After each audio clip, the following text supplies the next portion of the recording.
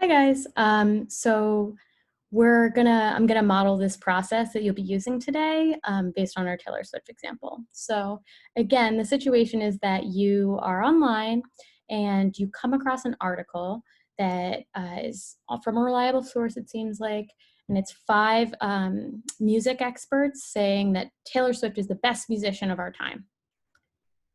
How do you know how to evaluate that? Can you trust it? And if not, what should you trust? Basically, instead of saying there's an answer to that, we're gonna teach you a process to deal with that. So there are 3 steps to our little process. Basically, to decide whether these experts' opinions should be taken seriously and decide if we should believe them, we have to get past, in some ways, our own feelings to try to look at it objectively. But since there's no actual way to look at something objectively, we have to know ourselves as part of that.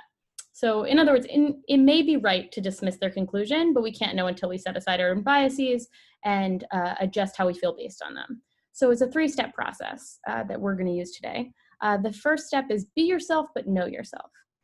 In this case, we're thinking, what is my previous experience about this topic and related issues, and how might that influence how I'm reading this?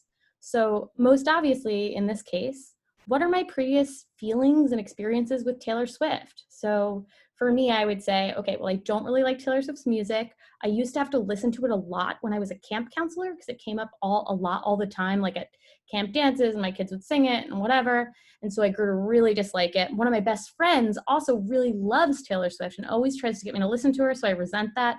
All of that are the things that I'm checking in on, I'm starting to think about in deciding whether or not I can trust.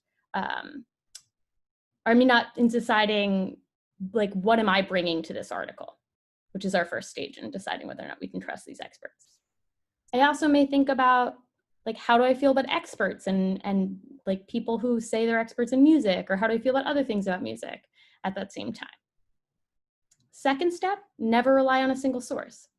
I'm not just going to read this article or read one article about any topic and be like, oh, well, done, probably weighed all the options there. So I'm going to seek out additional information, read multiple sources, see what other experts are saying. Who are these people? How are they chosen? And sort of look for a diversity of opinions, which really leads us to the last one, which is just sort of an elaboration of never use a single source, and is seek out a diversity of perspectives. In particular, seek out perspectives that challenge sort of how you automatically feel based on what you know so far. So I'm a Taylor Swift hater, so maybe I should read more from people who want to argue about her contributions to music and why it's so impactful and why she should be considered a great performer. On the other hand, if I was my best friend from childhood who loves her, Caroline, she should probably seek out sources that are a little anti-Swift, and argue for other musicians being the most impactful.